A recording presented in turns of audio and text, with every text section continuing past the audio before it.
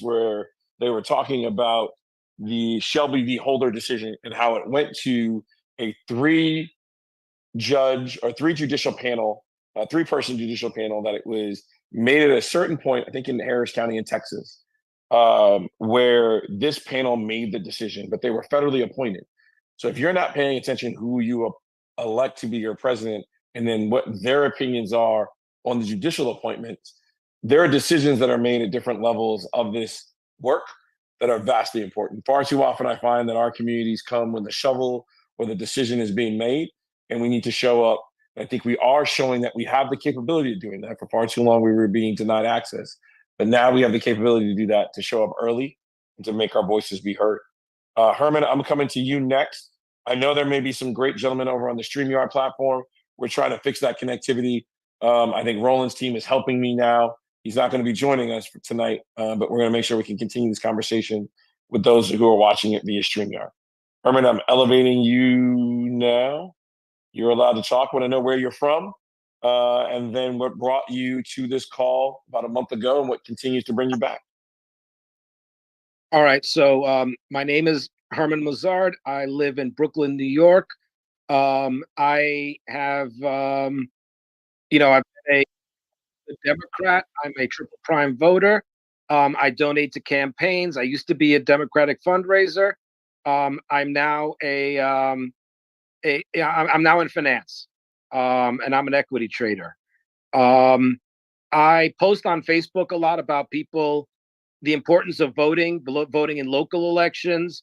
Especially what do they call off-term elections, as well as in the presidential, because I believe that you have to show up in order to to make a demand. I think people who protest but don't vote are only seeing half the picture. I've never seen a group that is basically Black men. I am a member of a Divine Nine organization. I'm a member of Kappa Alpha Psi, and I thought that this was a group that would be empowering Black men to empower each other. And I wanted to build community and figure out, how to do that. I go to my own barbershop. We talk politics all the time. You're going to say something else there for a second, Herman. I heard you, but I'm joking. Keep going. I'm making a little ribbon at you, but you're good. Keep going. Okay. I go to my barbershop all the time. I actually went there yesterday, and they said that I can play YouTube videos of the DNC. The next time I come, they said that you should probably come on Thursday or Friday nights, because that's when young men are coming. One of the things I always hear people say, why should I vote? In my community, we don't really have a lot of Trump supporters. We have a lot of people who stay at home, sit it out.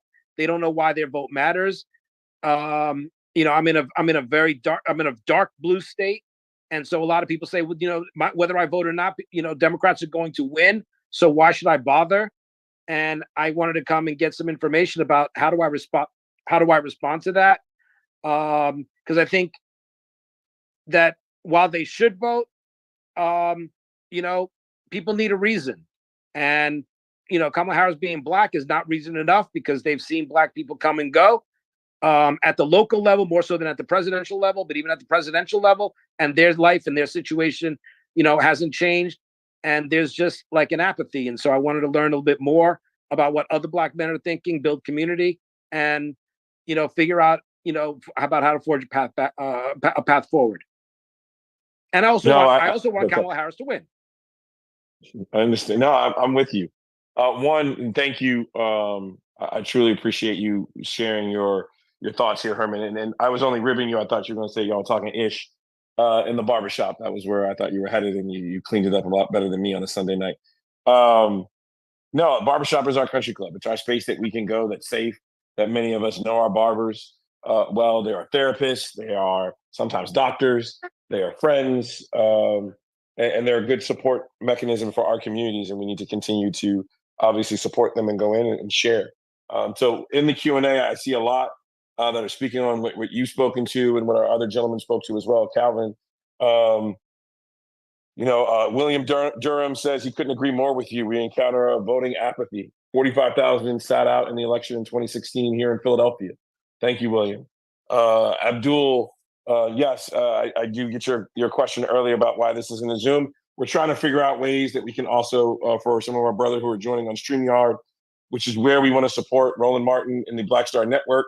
Roland, and for those that did not cover or did not watch it, Roland Martin had amazing coverage of the Democratic National Convention on his platform and did an amazing job connecting with everybody else. And even through his grief on Thursday, was still able to keep with his fortitude and interview people as they came through. So Herman, I agree with you. We got to figure out a way that we bring young men to this conversation. We're going to try to do that tonight. If you're a young Black man between the ages of 17 to 25, please go to the Q&A. We want to hear from you or raise your hand. We want to come to you and have an opportunity for you to speak this evening so we can hear from you. The large part about this is what you brought up, Herman. Tonight is not, and the work that we do is not just about Kamala Harris. Well, and as my pastor Howard John Wesley would say, he can't tell who to vote for, but I know who he's voting for. I know who I'm voting for is going to be Vice President Kamala Harris and her running mate, Governor Tim Walz, to be the next president and vice president of the United States. I believe they have the best vision for what America is going to be. I think they laid it out perfectly this past week, and they did a really good job of bringing all Americans together. I know this is going to ignite some conversation in the Q&A, but I would love to see. And Herman, I'm going to put you back into the group if that's okay. But I appreciate you tagging in here. Let's see here. I'm going to move you. I really appreciated what Vice President Harris said about not only supporting Israel but also not watching with apathy Palestinian children being killed without accountability. And so I feel like she did the best of walking a very tight rope and figuring out how she could do her engagement as it relates to this particular topic. I'm intentionally saying it that way because I want to see what we can do in engaging some conversation with men on this call tonight, not necessarily just on that topic, but how they feel in general about the work that we're trying to do in our communities. All right, let me see what other participants we have here. I'm coming over to you all. Brandon Jones. I see iPhone Billy. I want to shout out to the 20 different Lamar Browns that we have on the call tonight. I want to thank you all. I didn't know Lamar Brown was a name. Hold on, I'm sorry, but I'm literally got to tell everybody how many we have. We got 1, 2, 3, 4, 5, 6, 7, 8, 9, 10, 11, 12, 13, 14, 15, 16, 17, 18, 19, 20, 21, 22, 23, 24, 25, 26, 28, 29. I think we've got 34 Lamar Browns who have joined us tonight.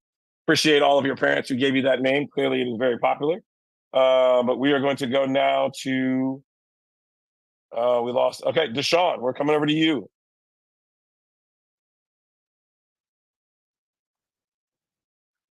Deshaun Freeman.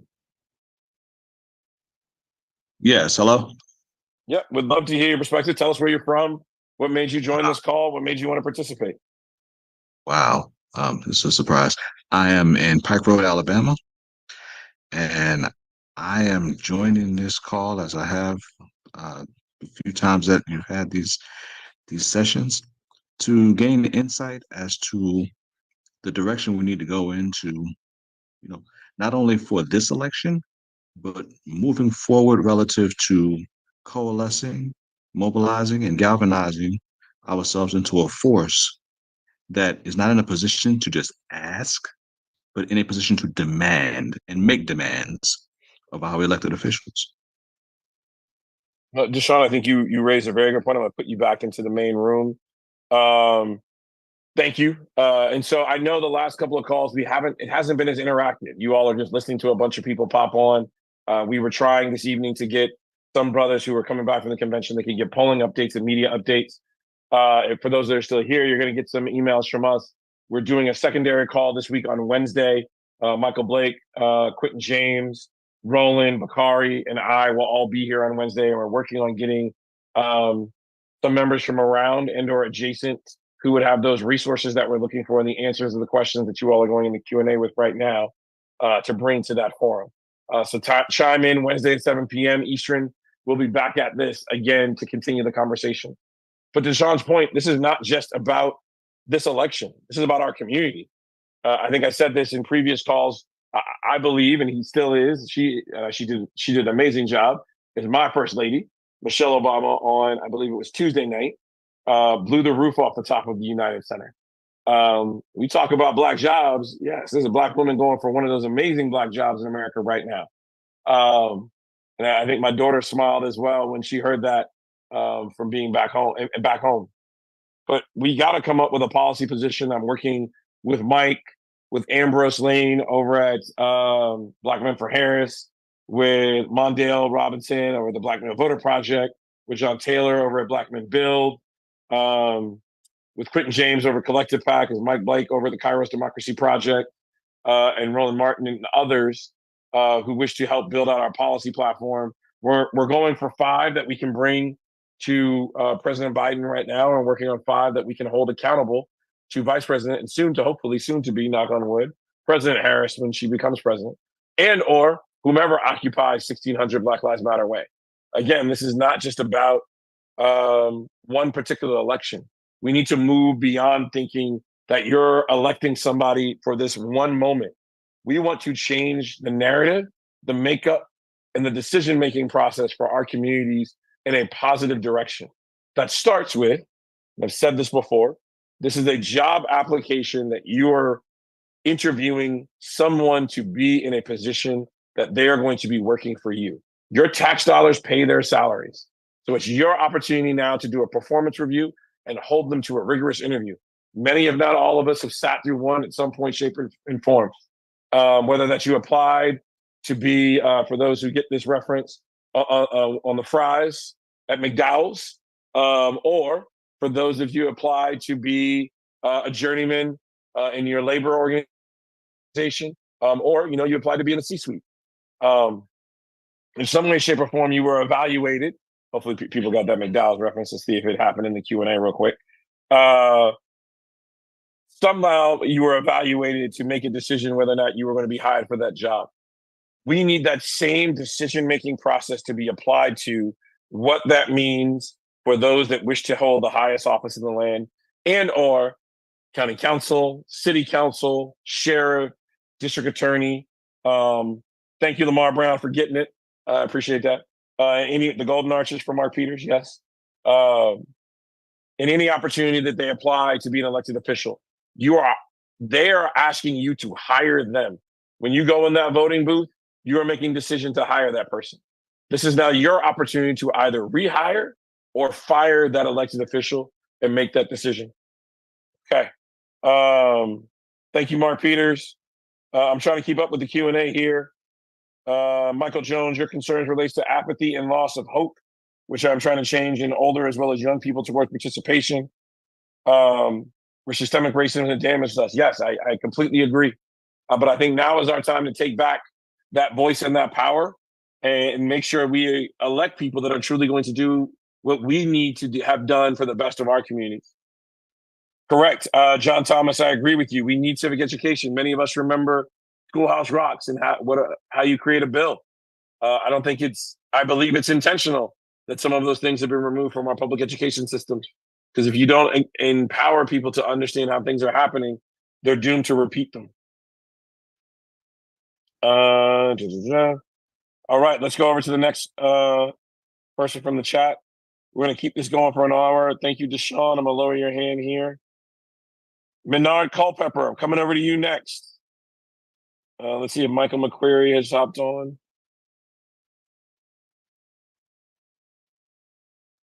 All right. Nope. Lewis Long, we're going to head over to you. If you're okay, Lewis. Nope, Lewis doesn't want to chat. All right. Jordan Sorrell, coming over to you next. Give you a couple seconds if that's still okay. All right, allowing Jordan to talk. All right, Jordan, over to you. Yep, I'm off mute. Good evening. Good evening, Jordan. Just tell us where you're from and what made you want to join the call. Yep, so I'm from Chicago, Illinois. What made me want to join the call is 2 things. Number one, I've always been interested in politics because I know that everything's not only national, it's local. From if I want to keep my barbershop to local business to making sure communities are healthy and safe. And so I've always believed to do something, as um, Michelle Obama said. And so, for me, it's simple. One, we got 71 days, and we got to make something happen. And so I want to, do my part if it's a small part, and help others do the same. And so when I saw the call and the charge, I wanted to be a part of it, and I'm on tonight. All right, perfect. All right, and so we are on StreamYard right now. I want to thank everybody who's on StreamYard. For those that are having some issues with the Zoom, please don't worry. We are streaming on StreamYard. Thank you, Jordan, for joining. Thank you for listening. I mean, I appreciate all the brothers from Chi-Town for being on. But I love my hometown. I know y'all love your house music. We love go-go over here. I'm sure Ambrose is smiling right now. We were on a call previously today where I still have my Northeast Groover CD, my Rare Essence tape. For those of you over the age of 25, some of those things may seem ancient, but I'm trying not to date myself. But we want to hear from you, so I shouldn't make too light of that. If you're between the ages of 17 to 25 or 17 to 30, and you're on this call right now, please raise your hand. Get engaged in this conversation tonight. Jordan, thank you for sharing your perspective. Thank you for joining. Really appreciate you tagging in. Sorry I missed you. But next time I hear I got to go to MacArthur's on Madison. Is that right? I would say you need to go to MacArthur's on Madison. You need to check out some North Remus. You just need to be outside in Chicago. I think Chicago's one of the best cities on the side of heaven. And so when you come back, we'll make sure, you're taken care of. But I think in the meantime, I think all of us need to go on iwillvote.com, make sure we're voted, make sure you got 2 or 3 others, and let's make this thing happen. Jordan, I appreciate that call to action. I'm going to hold you to it next time I'm in Chicago. We're going to MacArthur, sir. Thank you. Frederick Neeland, I'm going to be coming over to you next. But Jordan said it best. Create a plan. Create a plan of action. Take 2 friends, at least 2 friends with you that are on your block, in your house, in your community to go vote. You can early vote more than likely in your community. If you don't early vote, Tuesday, November 5th. Someone called me out last time I was wrong on the wrong date. Tuesday, November 5th. That is election day. It's not Wednesday. It didn't get pushed. It's not on Monday. Tuesday, November 5th is the last day that you can go vote. In most of your communities, early voting is available. If you need to, you can vote by absentee voting or vote by mail. All of this is public information. He mentioned I Will Vote. You can go to vote.org as well to find more information about where you are. Frederick, if you're still great, I'm coming over to you next. Just looking at the chat here for the Q&A. Thank you, everybody who's pushing it in. Menard Culpepper, we're coming to you. Lamar Brown of the many Lamar Browns, I'm coming over to you in a second. Yes, Bryce Hunter, consider reforming secondary education. Great. Mark Peters, the late, great Chuck Brown. StreamYard is already up and running over there. If you're here, you're hearing what StreamYard is hearing right now. Mike Wallacew, I believe everybody is hearing my voice, so I'm not sure if it's an audio thing on your end, but let us know if we can help you. Donald Brown Sr., yes, I think you raised a really good point. Brothers' views on abortion and women's rights to choose. I think Tupac said it best. I'm going to butcher this lyric. But a man can create one. He doesn't have a right to tell a woman when and where to create one. I think I got that right. If I was wrong, please put in the chat what the lyrics were. Caesar, we got you. Testing, you're here. Abby Joseph, there needs to be huge collaboration with Black organizations. Yes, we are working on that. I'm going to get to that in just a second. All right, Menard, coming over to you. I'm trying to keep up with the chats here with one Lamar Brown. Could you speak to how we could better educate Black men on the economy? Republicans have done a masterful job of convincing people that they are better for the economy when data strongly exists otherwise. Over the last 40 plus years, Democrats have inherited bad economies from Republicans and turned things around. Reagan, Bush ended in recessions and wars. Bush 2 ended in recession. Trump ended in COVID and recession. Each time it's Black men who suffered the most. Time after time, Dems turn things around. Each time, Republicans act like these improvements were from Dems not happening. And when they get back in power, they ride the coattails. I couldn't agree with you more, Lamar. We see that time and time again. Dobbs effective right for IVF for couples. Mark, you're 100% right. Lamar Brown, how can we use the counter narrative that Vice President Harris wants to mute Palestinian voices? I can tell you from personal experience, Palestinians were there. They held many of opportunities to share their opinions, not only internally inside the United Center, but they had seats on the floor. They were delegates. They were not turned away. So I personally saw them there, who were there at the convention. Okay, let's go back to get some of these brothers on. I appreciate the 200 of you that are staying strong tonight on this call tonight. Frederick Nealon, we're going to come to you next. You are able to speak, Frederick. You have to go off mute. There you go. Can you hear me now? Yep. Okay. First of all, I want to say thanks for allowing me to be a part of this call. Man, this is some interesting times that we're dealing in, and it's good to that you guys have created a platform like this to unite Black men. There was a man, he used to be a slave owner, and he says if you want to divide, you wanted to gain your trust with your slaves, then you divide them. You divide the young, divide the young Black men from the older Black men. You divide the light-skinned man from the dark-skinned man. And so when I saw this call, I see unity. So that's really why I wanted to be a part of it. Well, this is the space. I usually start off this call by giving thanks to my parents, Kathy and Oswald. My dad is from Jamaica. Wagwan for those that are on.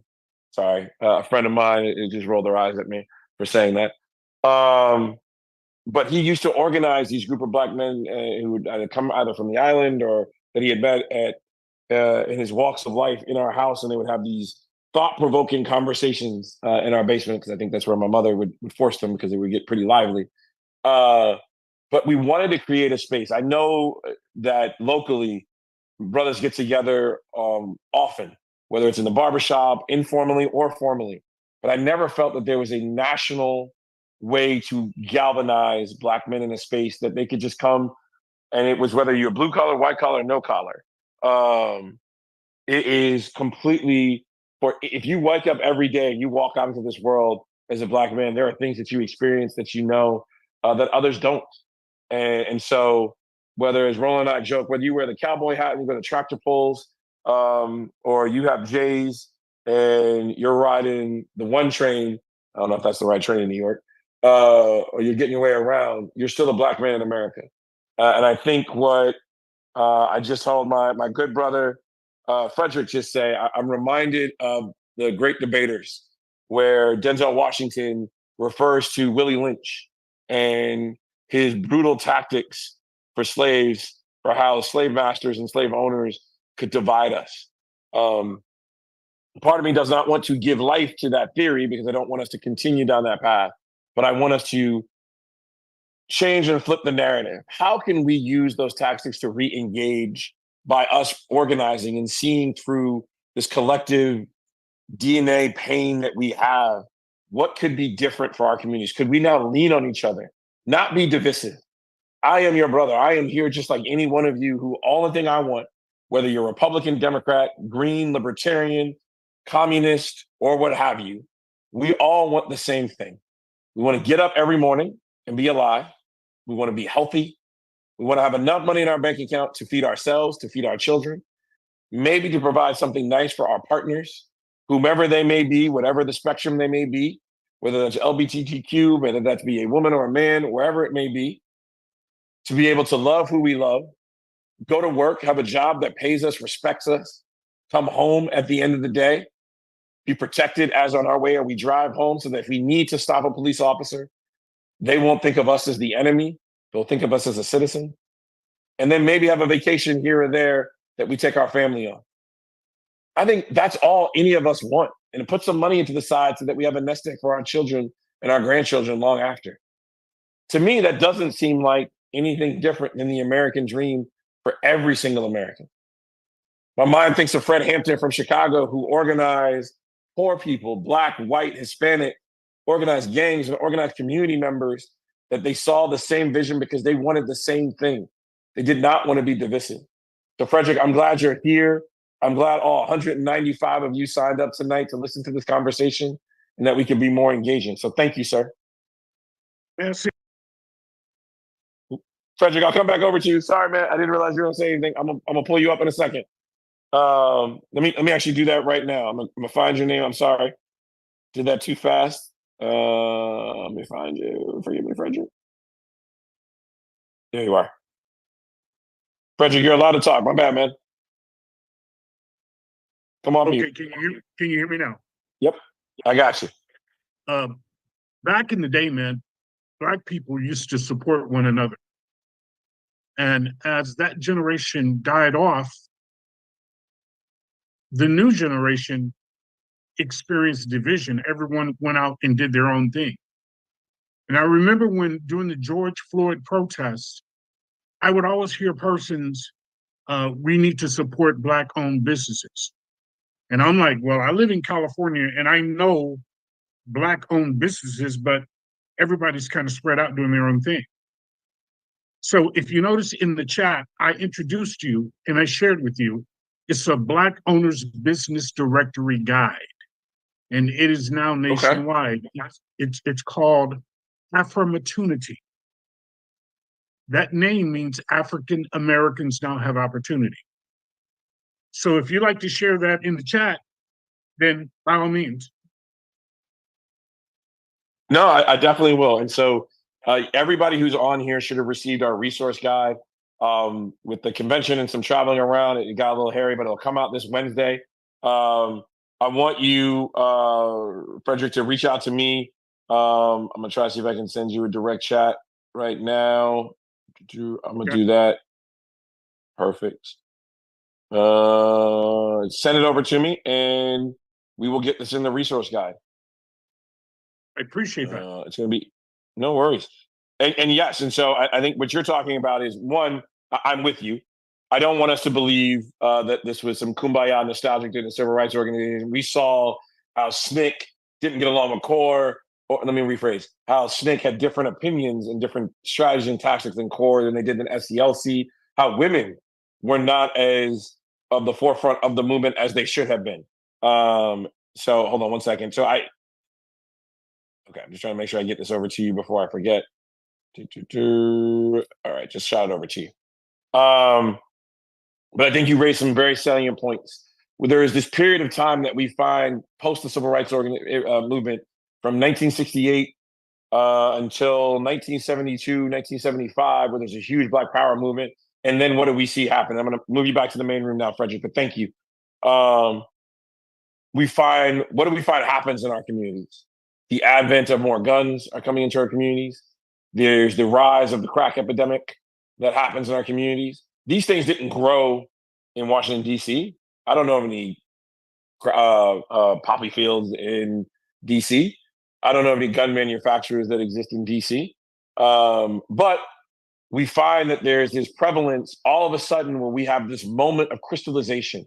We've reached somewhat parity and equity that at some point in time, it starts getting dismantled from others that come into our community.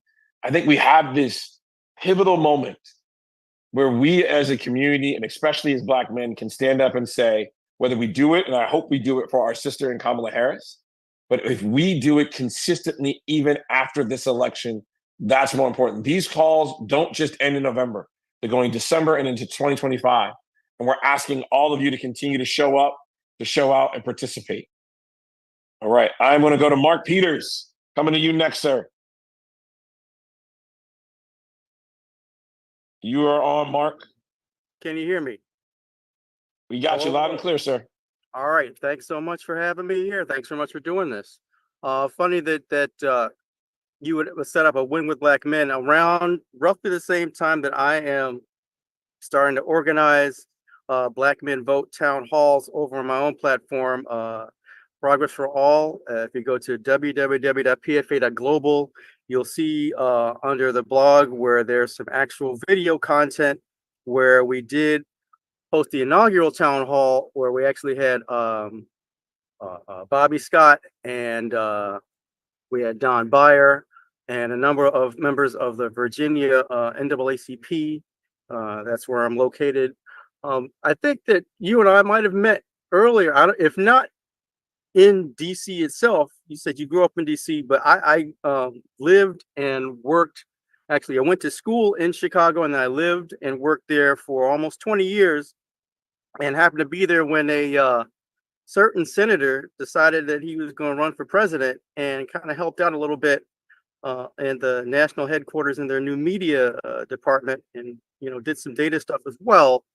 So it almost kind of feels like, in a funny sort of way, that ever since 2007, I have been in some sort of organizational volunteering service mode, whether it was on his campaign or part of the DNC, or actually helping out volunteering in the correspondence office. So this is just a natural extension of that. So now currently, as a part of my fraternal organization, one that brother Martin and I both share, I am the voter registration chair for my chapter. And so we are very much engaged with our local NAACP on doing voter registration. And it's also where my C3 is doing some of the voter education as well. And then I created a Say the name of the C3 again, real quick. What's the name of the C3 again? It is Progress for All. And if you go Progress to for All.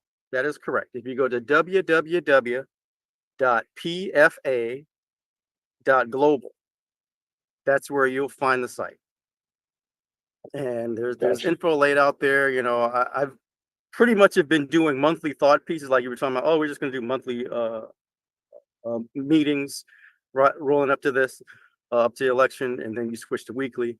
I've been doing monthly thought pieces on different topics, and then I switched to doing monthly events where we bring people in and we talk about issues, and they've been targeted on different things. The first one was just a general issue on how to get Black men registered and educated. And because it's a C3, you got to be nonpartisan. But we were taking the tack that certain issues that we have to talk about are neither on the left or on the right. That something that is a danger to our democratic institutions themselves, that's something that shouldn't be partisan. When somebody incites a riot, or what has been referred to by many as a domestic terrorist incident, breaking into our temple of freedom that was built by slaves, walking around with the Confederate flag, looking all wild and crazy like old Festus, and rubbing your behind in Nancy Pelosi's chair. That's kind of beyond the pale. So those types of things, you do not want to say, oh, only this party can talk about them, or only that party, and then that kind of eliminates us as a C3 from discussing the issue. No, this is something for everybody to be concerned about. And you saw some of that at a convention where you had people across the political spectrum, people from the far left who you kind of did not expect would support Kamala Harris so stridently, as well as people who are more moderate, or even people who are on the far right who had buyer's remorse and came back and said, you know what, I was wrong. And we saw all of that at the convention. And we try to capture some of that from a Black male perspective in our monthly meetings, that in talking about these different topics. The last topic we talked about, the first one was re-entry and re-enfranchisement. Then the most recent one was gun safety. Given what had happened about a month or so ago, we were going to talk about affordable housing, but we had to change up. So given all of those recent events, it's been a lot that's happened in the past couple of weeks, you have to admit. And that has kind of pushed us in the direction that, yeah, in terms of who gets to protect themselves with their own personal firearm, given that we're in the Commonwealth of Virginia and we have a substantial population of service members, whether they are active duty or retired, who have firearms as either as part of their job, or it's something that they maintain because of home defense, or it's just something that they used to as part of that life that they live. We see that there's two different tracks when it comes to who gets to own these things and protect themselves with them. And then not only that, but when it comes to actually calling for other folks who have firearms as a part of their job to come and protect, they tell us explicitly, implicitly, that there are two different tracks as well. So like the issue that comes to mind for me didn't happen in Virginia, it happened in Florida, where you had somebody named Roger Fortson. And I think Roland talked about this. The young airman, the kid was pretty much a rising star. We like to talk about that.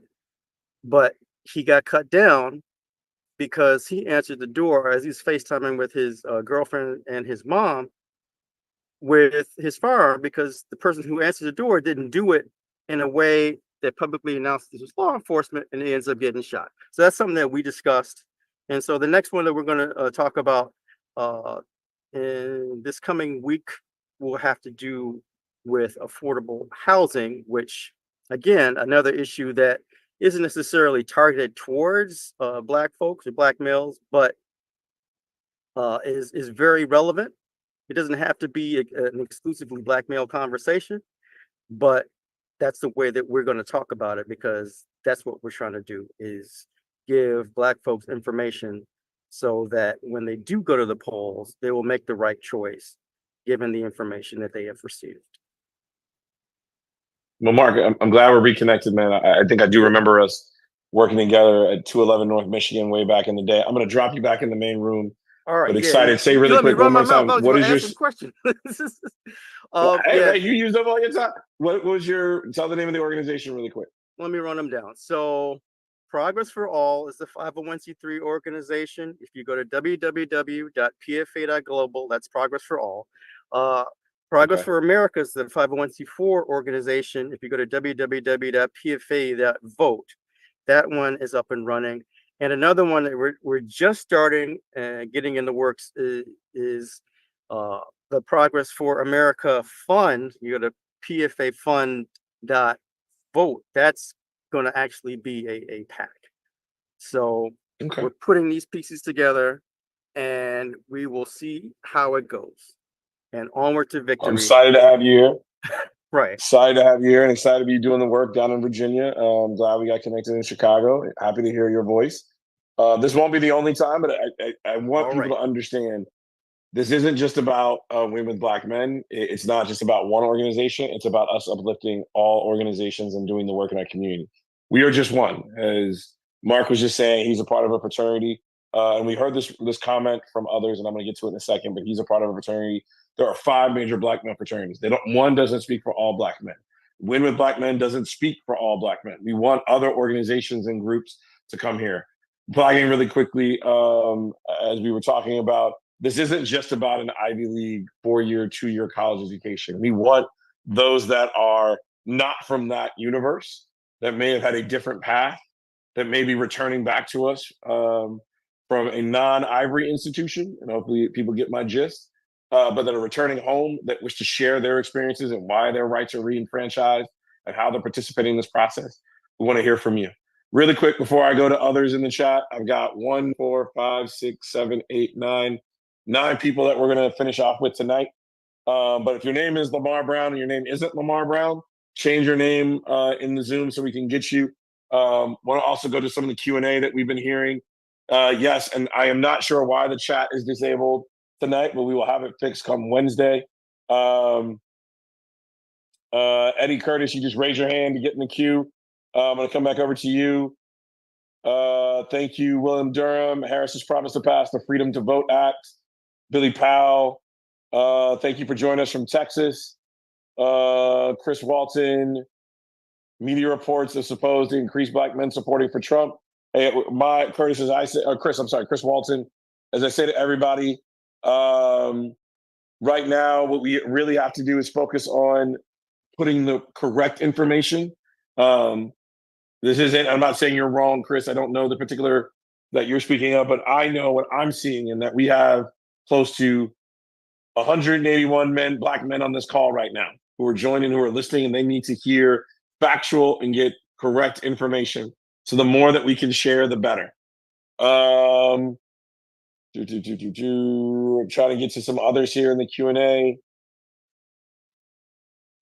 Oh, Tyrone Moore, why do we still need the Electoral College? Thank you. Another Lamar Brown. As a Black man, it's important that we not only trust our Black sister, but we display that trust that Black women can lead. I agree with you. Can you list the policies that the Kamala Walls, I think you misspelled Kamala's name, but I hope that wasn't on purpose. Kamala Walls are presenting. Yep, we can get those to you in our resource guide that comes out every Tuesday. The great Sam Epps, glad to have you on. Good sir. Labor unions is economic opportunity for Black men. Truly appreciate you joining. Truly appreciate you being out in Chicago. Thank you, anonymous attendee. Yes, you're right. I actually take off today, but we have 71 days till the election is over. Concrete action items, we're going to get those in just a second. Mostly immediately need to dispel aggressively myths that are being spread by Black men about Harris's record. Vile distortions must be addressed quickly. As an example, Roland Martin addressed that Jermaine Dupri's confusion that he was spreading on social media. Christopher Plummer, how do we educate the stimulus check was not Trump's idea, but a Democratic Congress.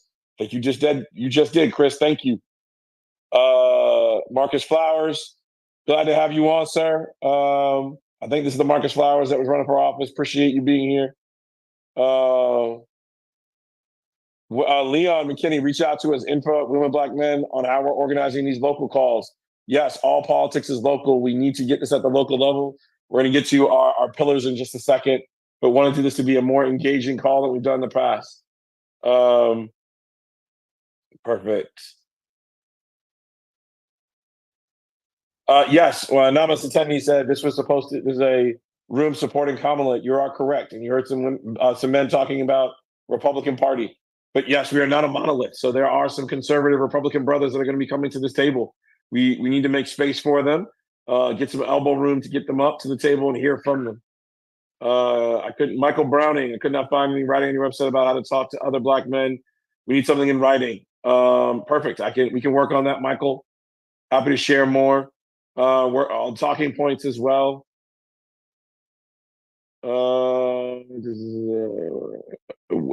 Anonymous attendee who reached out about other PACs that may be supporting, please shoot an email, info@Win with Black Men. We can get you some more information on that. I think I'm caught up on some of the Q&A right now.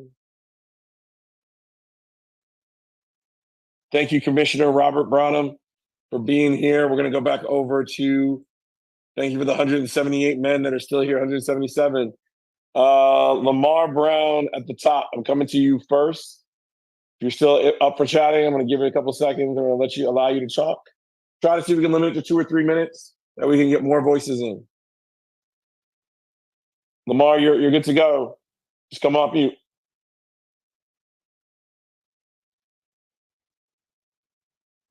All it's saying is Lamar Brown that raised his hand. Okay, Lamar, if you don't come off, I'm going to go to the next one. Okay, Lewis Long, coming over to you.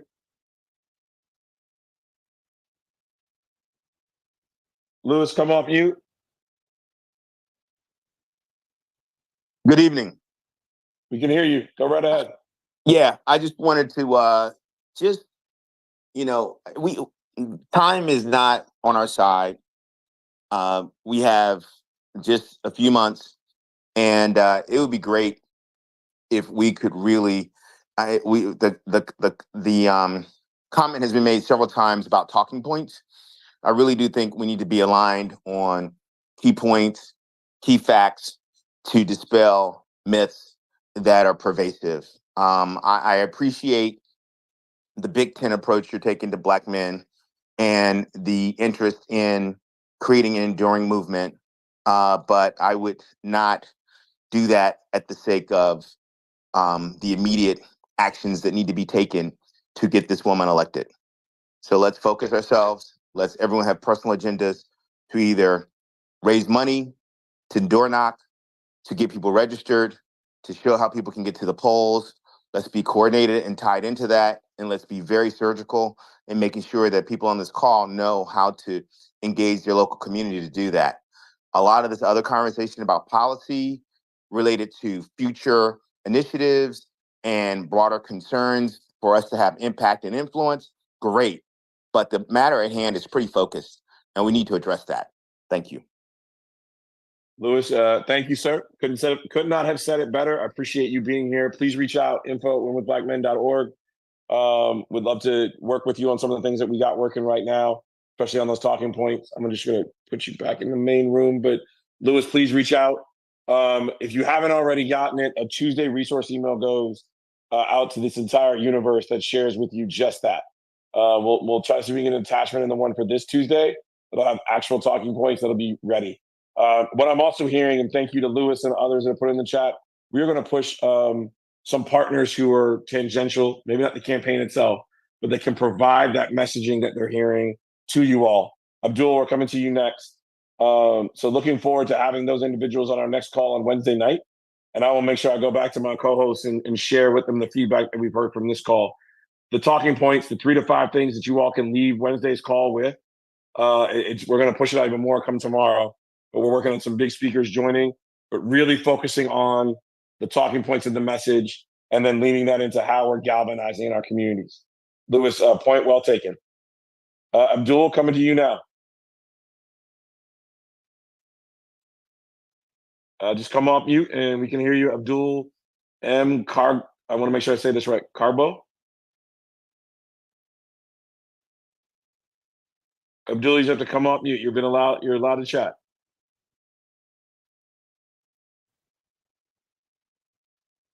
Abdul, you still there? Okay, I'm going to check the Q&A. We'll come back over to you in just a sec.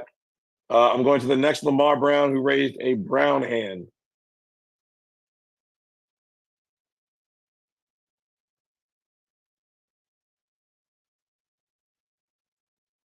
Lamar Brown with a brown hand that asked a question. You have to unmute yourself. There you go. Hello, can you hear me? We got you, sir.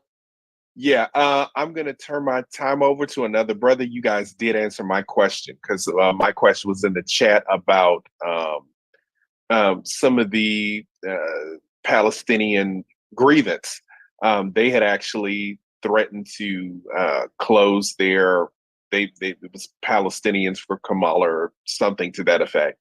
And they had actually, threatened to close their particular contingent of whatever they were doing because they didn't get time on the main stage. But you did address that. Thank you. You're very welcome. Glad to have you here. Let's go to Kevin Armstrong. Over to you.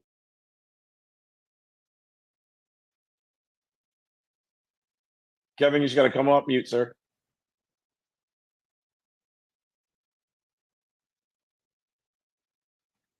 Hey, I was just saying. Hey, I was just saying it's good to hear the brothers. Good to hear the enthusiasm. There's a lot that has to be done, including we need to raise a ton of money. So we need to make sure we have people on these calls that talk about not necessarily if you need to raise it yourself, but how to get to Black folks that are raising. I was involved in 2 elections. And if you're raising lots of money, you have lots to say. And you have lots of ability to shape who's in the next administration. And really, you put the most talented people in place that will help our community. And so I just want to encourage us to get educated. There's several books on the topic. When I was raising for President Obama, the best book I read was called What Kind of Party? And it was written by the guy, Terry McAuliffe, who became the governor of Virginia. But he talked about his exploits raising money for Bill Clinton. And so I copied that model and was very, very successful doing that model of engaging people around their groups, around where they come from, around their schools. Anyway, keep the enthusiasm, but let's not lose track of there's lots of jobs here. But one of those big jobs is making sure that we raise a lot of money and they know where that money's coming from. All right. Appreciate that, sir. It's a great point. Sorry, everybody. My daughter is loving to FaceTime me right in the middle of this call, so I'm gonna keep it going. I'm gonna try to see if we can handle two things at once. So, Kevin, thank you. Hey, brother, and I hit the phone and raised my hand by accident. But all right, brother, keep up the great work. Thank you, sir. Thank you. All right, Kevin, we're gonna put you in the main thing really quick. Just gonna push you to talk. All right, everybody, give me 1 second. As we all try to do, we do double duty here. Just gonna get the little one situated, and I'll come right back. Give me.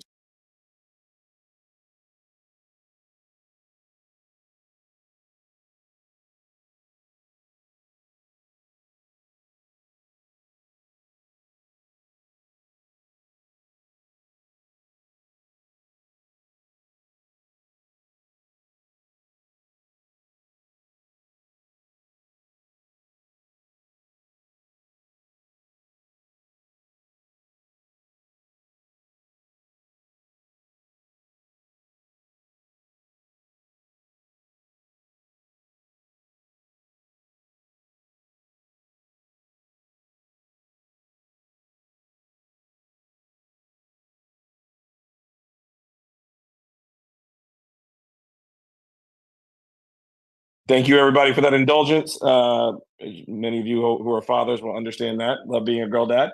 Okay. Multitasking tonight. Let's see. What a party. Yep. Want to get some advice on dealing with Trump folks. Thank you, Lamar Brown, Marcus Flowers. I have a 3.5 person mailing list. Want to help raise money with you guys. Perfect. Marcus, reach out. info@winwithblackmen.org. We'd love to have you join the team and help us on that side. Yes, Mark Peters, thank you for sharing the virtual phone banking, more ways, but I want to just reiterate what my other brother said. I'm blanking on his name right now. Talking points. John Thomas, thank you for bringing up Project 2025. But right now, our point is that we want to make sure Kamala Harris becomes the next president of the United States. Okay, I am going to go to Thomas Stone, and then we're going to get to two more, and we're going to end at 8:30 tonight, but we're going to be back on to walk through those talking points this Wednesday at 7 p.m. Eastern. Thomas Stone, coming to you. Just got to come off mute, Thomas. Okay, We got hear me you. okay? Yep. Yeah, thank you for the conversation. Enjoyed it and came on really not knowing what to expect. But again, I understand that clearly the objective of PAN is to get the support together financially and otherwise to get Kamala Harris elected president. But I do want to continue to support the ideal of, I think, building the infrastructure capacity to have this win with Black men and be connected at this sort of larger level, but then also down in your local communities. I know, I've heard some say, but we need to just focus now. That's true. I do think, though, it is a movement that you're really focused on because we tend to come together in these moments. And after the goal is achieved or not achieved, then we tend to go back to our own separate corners. We certainly saw that with President Obama and the excitement that was put together in terms of his election and re-election. But then myself, having worked as a community development practitioner in the city of Cleveland, and greater Cleveland, for over 22 years, 25 years now, and I just see the need in terms of the connection at the local level as it relates to, and as we're discussing now, our Black men and how they form a community. So I think, if anything, we're potentially doing two things here would be, how do you build that infrastructure to stay connected? Is potentially finding those that are a part of this movement of this call that now also are part of local communities and connecting in a way that the local issues and things that you're working to do in your community those things are being promoted as you're now rolling up to a larger, call this a national call, what have you. So that would just be my points that I would like to stress this evening. Thomas, thank you, man. I appreciate you joining. I'm glad you're a longtime listener, first-time caller. Appreciate you being here, man. And wanted to address some of the things that you've had. I'm going to move you back to the main room, and others have asked for. So here are top 5 things others were asking for. Here's what you need to know as you walk away from tonight. This was in our resource email that we sent out, I think, last week. Number 1, Kamala's career catapulted when she became a triple threat in California. She was the first African-American, first woman, and first Asian American to become the Attorney General of California.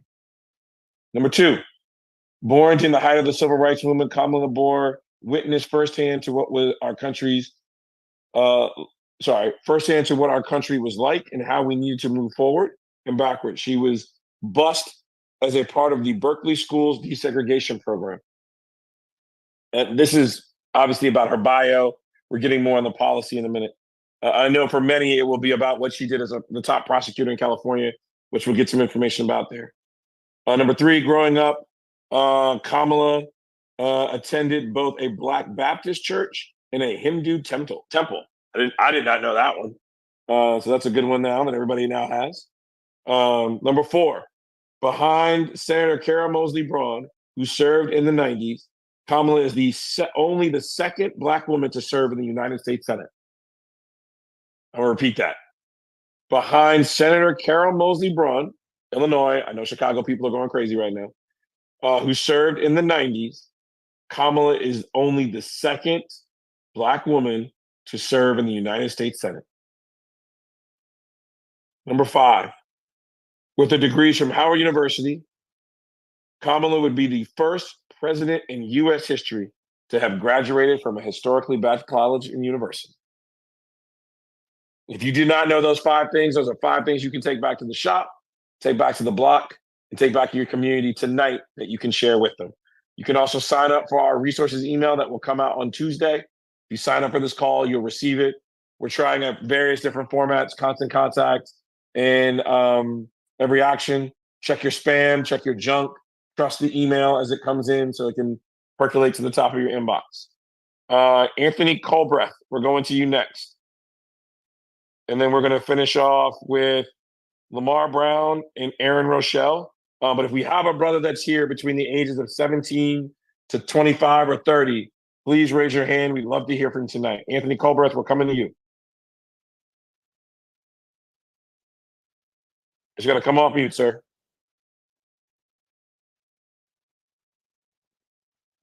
Anthony, if you're still there, just unmute yourself.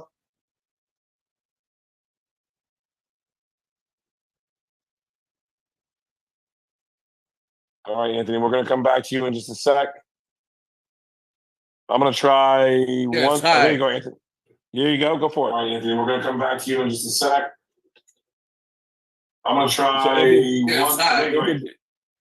Do me a favor. Anthony, we're going to come back to you in just a sec. Lower your volume on your Zoom. It's just a slight delay. Do me a favor. Anthony, we're going to come back to you in just a sec. Lower your volume on your Zoom. It's just a slight delay. Where's your TV? Lower your volume on. Okay, Anthony, we're going to come back to you. I'm going to let you chat in just a second. But we'll just raise your hand again. Let me find you really quick. Let me see if I can do this. No, it won't let me change. Raise your hand one more time, Anthony, and we'll get you back. I'm going to try one of the 3 Lamar Browns that have their hand raised. Let me see if anybody. Okay, Lamar Brown, number 1. Can you come up mute? Going once, going twice. Okay, it's just showing up as Lamar Brown. It may not be your name. Okay. Coming back over to Lamar Brown, number 2.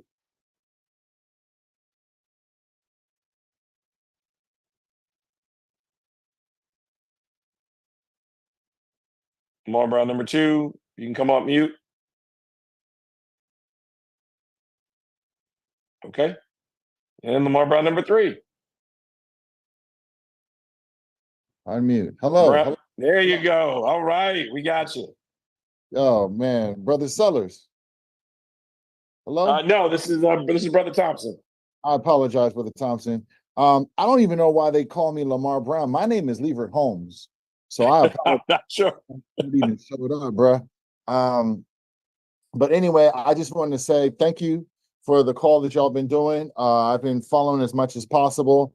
I just want to say the way I've been dealing with trolls and also educating myself is each week I do a podcast called Tuesdays with Trump.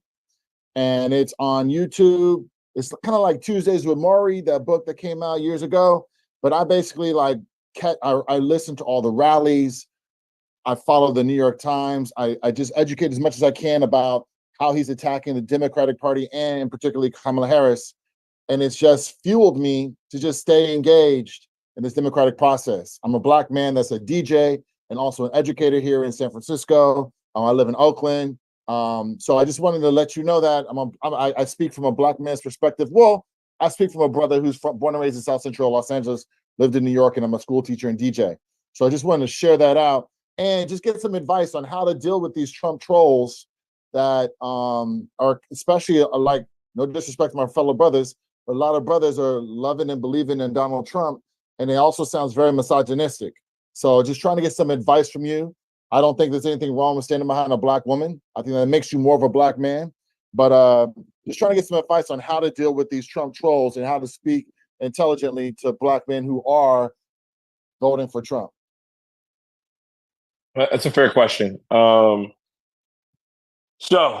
here's where we are. And I know it's not Lamar. Tell me the first name again, brother. I'm sorry. I don't know why I did that to you.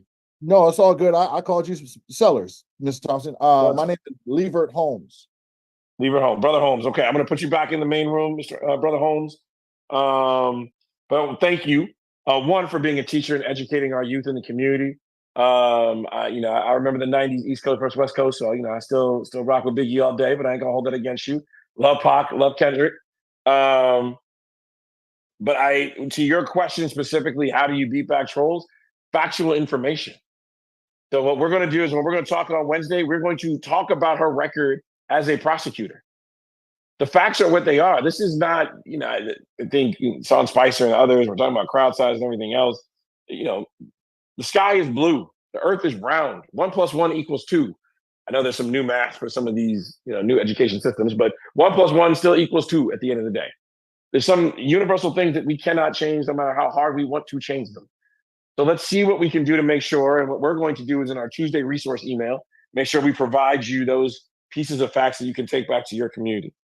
Brother, I appreciate you reaching out.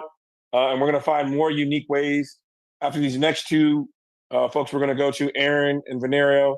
I'm going to share with you some of the organizing things that we're doing. Again, Ambrose Lane at Black Men for Harris.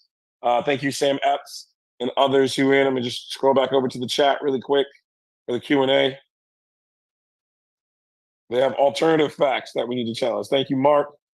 Michael Jones, appreciate it, man. Yes, I'm not looking forward to my daughter graduates from college anytime soon. We're going to keep her as young as possible, but I know that's not possible. Menard Culpepper, I'm sorry to not meet you, but yes, the Black Ops team, you guys did a great job on the signs and managing the floor. Perfect. Resource email. If you signed up for this, your email will be added to our email chain. It goes out on Tuesday, but we use Constant Contact to get it out. We just noticed that we haven't had the largest open rate when we do every action. So go through, check through your email. It may have ended up in there via every action, or it may be in the spam or the junk folder. It would have come out on the last Tuesday. It literally is going to type resource email. Tony Ash, just raise your hand and we'll go over to call over to you. All right, everybody, we're for our last three folks. Aaron, coming over to you now. Aaron, just come off mute. Yes, sir. Thank you so much. First, I want to acknowledge the privilege to speak to you, brothers. I know I am not a Black man, but I've raised 2 Black men, and my father is a Black man who conceived me at 60 years old. So he was only 3 generations away from slavery. So that's why I felt to join this call as a politico because one of my main targets in strategy and GOTV is the Black male vote. You guys are highly ignored. It's always the Black woman that they go after and pander to. With that said, my question is similar to the one for the brother that just spoke about Trump trolls. But see, I'm not dealing with trolls. I'm dealing with everyday brothers that are voting for Trump. One is a music mogul who writes for Future and manages Maxine Ashley. One is a businessman here in Houston, Texas. Just one works at a gas station. We're talking about regular, everyday Black men, and they're not necessarily conservative in their views. Some are very pro-religious, anti-tax, pro-business, and those somewhat conservative views. However, their grievances is the current state of the economy. These Black men, and especially the music mogul and many like him, made millions of dollars during the Trump administration, but the inflation rate wiped all their generational wealth that they newly acquired and any capital that they had for their businesses. So I'm asking you, brothers, all of you guys, and if you want to reach out to me, Aaron Rochelle at Yahoo, I will take a email from you, conversation. And my name is I can put it in the chat, or maybe Brother Thompson can put it in the chat, just ERINN Rochelle, ROCHELLE at Yahoo. Give me some advice on how to convince these brothers that Trump is not the answer. They are voting for Trump because they feel they have more money in their pocket during the Trump administration versus now. And it's a fair comparison. It is. We have a lot of Black people, especially here in Houston, that acquired newly generational wealth, and inflation is just eating it away. And we're not talking about investments or 401k or IRA. We're talking about everyday expenses where they have to tap into their savings, for their capital, for their businesses. Prices are going up, etc. So how do I convince them? And I'm a strategist, but I'm kind of dumbfounded. We could talk about the misogyny. We could talk about the colorism. Yes, we all know that's an issue with our Black folk. Black men and women have that problem. But this is economic. And from the 90s, it was coined, it's the economy, stupid. That is 100% true about politics. So please, even ask Roland, somebody, tell me, how do I tell these brothers that voting for Trump, other than calling them coons or Sambos or whatever, is not the answer to their economic issues? Thank you so much for allowing me to speak. No, I appreciate your voice, sister. Thank you, Sister Aaron, for being here. Thank you for raising two amazing kings in this crazy world that we call today. I'm going to put you back in the main room and try to see if I can tackle that. And then Benario, you're going to be our last speaker. I'm going to close out the night. One, I have pinged Roland, everybody, to say the call overwhelmingly tonight asked for a couple of things: messaging, economics, as well as how to deal with Trump trolls. I make it very plain. If I had 39 felonies, not indictments, not, maybe 39 felonies, I, as a Black man, would not be walking around, wouldn't be hosting rallies, wouldn't be seeing my kids, wouldn't be engaging in conversation, wouldn't be having a cell phone. I'd be in a Supermax on lockdown with 1 hour in the yard in a cage. That'd be it. It'd be done. So I would say to brothers, and I'm not just making about his felony convictions, I would say, let's be real. How many businesses has this man started and actually seen to fruition? Let's be honest. Let's not just say, oh, okay, the show. I mean, I saw Kwame at the Democratic National Convention. I'm not trying to bring him into this, but my thing is, how many folks actually left The Apprentice better off that were Black? Great. He signed his name on your stimulus check. The Democratic Congress passed that, not Donald Trump. I think let's be real about what we're seeing. If we're seeking perfection, what I find very interesting to Sister Aaron and the other brothers, and I can only remember his name is Lamar Brown. I feel bad for him because he told me to me, and I'm blanking on it right now. But as Sister Aaron and others, and Mark Peters and Brother Peterson said this evening, it's how do we be back on this theory and this knowledge that Trump is the better candidate?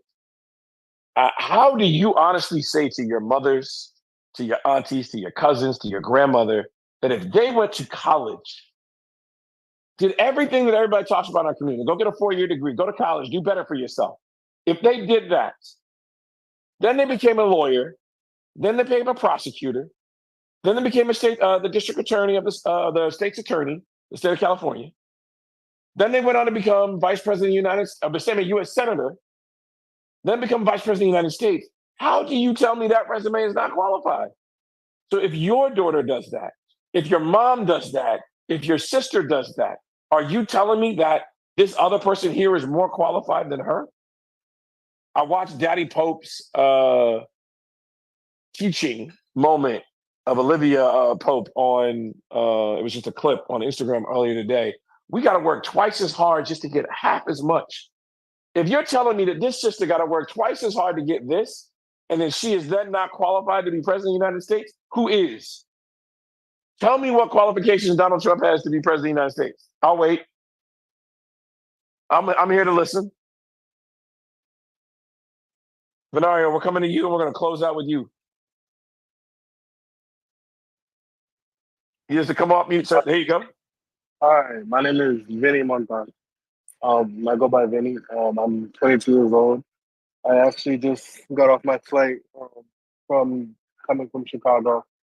One thing I do want to say is that we keep having these discussions, and even though we are people who may have went to college, got a 4-year degree, and master's degrees, PhDs, law degrees, the majority of Black men and Black women don't have that. And we keep speaking for them as if they're supposed to be on the level that we are today. I think one of the biggest things is that I learned from 2 Black women on this trip was the difference between facts and technicality.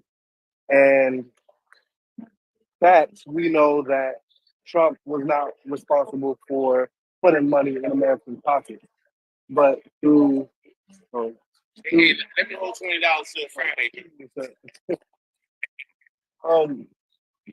Wouldn't be a black call, Vinny. We didn't have you do that, man. Appreciate you, brother. Keep it going. We know that fact, Trump did not put money into America's pockets. But technicality, there were people who did profit during the Trump administration, even though it was not a result for him. And so it's hard to remove the idea that Americans gained money under the Trump administration if we're not bringing this knowledge to them. One thing that the Trump administration did was, during this time, was put out the knowledge of how people could receive the funds and the money that they did receive during the pandemic and things like that. And one thing that we Democrats struggle to do is communicate to all different types of demographics. We may have educated Black brothers and sisters, but what we don't realize is that when we come from these places, we forget about the people that are still in these places. We don't sit in the rooms with them. We talk at them, we don't talk with them. It can't just be during election time that we sit and have these conversations. We have to have these conversations all the time. Like, if people are afraid of education sometimes, and sometimes you just have to bring the resources and education to them, even without telling them that you're teaching them something. Like, I think we forget that because we're in these spaces and we share and we stay in the same spaces. We don't get out of our comfort zone once we reach comfort, and we have to do that. Like, there are people who don't even know who's running for office. There's people who don't even know what these roles entail, and we keep trying to educate them on things that when they're 5-10 steps behind. I think that's something that we have to work on as Democrats and as Black people who do have education. We have to honestly take some steps back and realize where we came from and realize there are people who are still there. Vinny, go ahead. Sorry, no. I'm keep going. I don't want to interrupt you. Keep going. No, go ahead. No, I'm so sorry. I didn't mean to interrupt you. I just want to say thank you. I've been trying, and we have been trying to find a balance. This is not about an Ivy League education.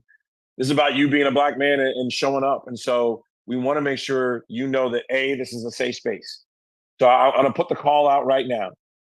If you did not go to if you know somebody that didn't go to a 4-year institution as a Black man, they need to be on this call this Wednesday, 7 p.m. if they are in the labor community and they are a journeyman, a tradesman, they work with IBEW, Unite Here, SEIU, AFSCME, AFGE, CWA. I'm sure I'm leaving out other labor partners, AFL-CIO. We need you here. We need you to represent not only your unions, but represent your people. Come to this call on Wednesday. Share with us your experience. I appreciate Vinny calling this out and shit and bringing it to power to say, we don't need brothers to just have doctor or esquire in the beginning or the end of their name, respectively. We need brothers who are there, who are driving a bus. There's an old De La Soul song that my dad drives a bus and he got 5 kids, but he still drives a bus. He makes money and they can live and they make good salaries to provide for their families. We should not look down on them. They are the backbone of our community. So yes, Vinny, they are welcome 100% here in this space. We want them here. We want to hear their voice. We also have to be able to communicate with these people when we're not in these environments and we're not having these. That's very true. I think that's where it becomes transactional when we start to just have these conversations when it comes to election time. Like, but these are real people every day, not just today. They're real people every day. And I think we miss that. And that's what the Democratic Party is lacking sometimes. We don't talk to people on people. Like once we make it too far, we're too far to talk to the people that helped us get there. And I think we have to do that every day, not just one day out the year. So Vinny, I'm sending you a direct message right now, man. I want you to reach out to me. And if we can figure this out, I would love it if you could come on and we're going to try to find the funding for you to be an organizer and Win with Black Men. We need more young men like you. And I'm not just saying this, I'm only 40, so like I'm not old, but I don't know. Sorry, people looking at me like I am old. I don't know what's happening in the 18 to 25-year-old age demographic of our Black men, where they're thinking about, what they're listening to, what they're talking about. I've heard, I'm gonna butcher this as I talk about who's got drip, who's got Riz, where we are with these certain. I listen to only Frankie Beverly and Mays on my Pandora station these days, so I think I've crossed over into that demographic. But we need more young Black men like yourselves to help us. So please believe. I don't believe I have all the answers. I know many brothers on this call do not believe they have all the answers. So I'm excited that you chose this moment to speak up. I am DMing you right now my email for you to reach out to me. And if we can find a way to hire you and bring you on the team, we want to. And we can have you be a part of this movement and this effort. But to your point, it does not stop on November 5th. We have been doing these calls and doing this research. There's a young man named Robert Apong who's been over on this. We have other brothers who joined us throughout this year, but we even started this in 2022. We appreciate that there was a Kairos moment that happened 4 weeks ago when Kamala Harris got elevated to be the nominee. But this isn't just about her. Vinny, let me know you got that DM before we log off. I'm gonna move you back to the main room now, sir. And as we close out, I'm gonna flag one union member who sent me a question to ask of the group and a point to make sure we call out. But this movement isn't just about Kamala Harris. Yes, we're supporting her because we believe Black men should, and we believe Black men should show up. I do not want to see what happened to Kamala Harris to what happened to Stacey Abrams in Georgia. I have family that lives in Conyers, Georgia. I would love it to see that they could be represented by a woman who I believe would be better for the state of Georgia. And I believe Stacey Abrams could have been that governor twice over to lead that state to a better promised land.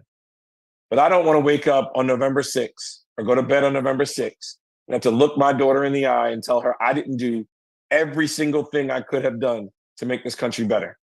And I truly believe Kamala Harris is that, not only for Black men, but for the Black community. But I am not writing that check as a blank check. We are thinking through what are policy positions that we can have.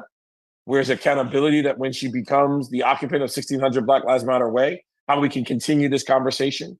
And to Vinny's point, how we leave no one behind in terms of this conversation, that they may not have an Ivy League education, but they are truth to power in their communities and they should be at this table. And you should let them know and let all of them know they are welcome to join this table. Sam Epps sent me this to say, Trump economics only helped a few. It created $1 trillion debt for the Harris-Biden administration, while most middle-class and underemployed Blacks paid more taxes than any business owner in this country. You wanted messaging, you wanted facts? Those are facts. Undisputed. You asked me if we're better off today than we are 4 years ago. We are not. I believe that we are not because of the Trump administration.